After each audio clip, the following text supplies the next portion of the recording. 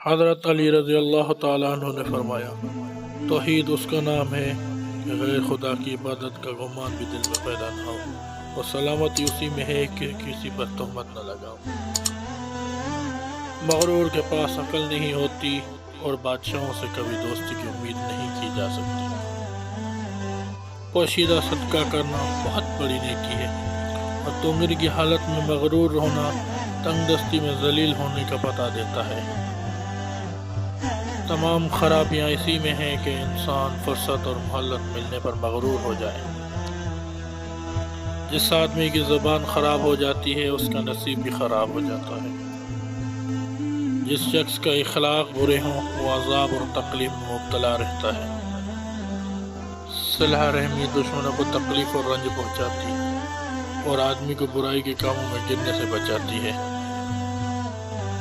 بدبخت ہے وہ شخص جو کمینی گناہوں کے عوض جنت فروخت کر دے، اور لوگوں کو تکلیف برداشت کرنا بزرگی و شرافت کی علامت ہے۔ جو شخص نیکی کا طلبگار ہو وہ آخر ایک دن اسے پا لیتا ہے، اور جو شر پر غالب آ جائے وہ فتح سدا اور کامیاب ہو جاتا ہے۔ جو شخص اپنے غضب اور غصے کی اطاعت کرتا ہے وہ بہت جلد نقصان کو پہنچ جاتا ہے۔ مومن کی غیرت صرف اللہ تعالیٰ کی خوشنودی کے لیے ہوتی ہے۔ جب تک تو برائی سے بیزار نہیں ہو جائے تب تک نیکی کو کبھی حاصل نہیں کر سکتا۔ جو شخص اپنے نفس کی حقیقت سے ناواقف رہتا ہے وہ اپنی اصلاح سے بے نیاز رہتا ہے۔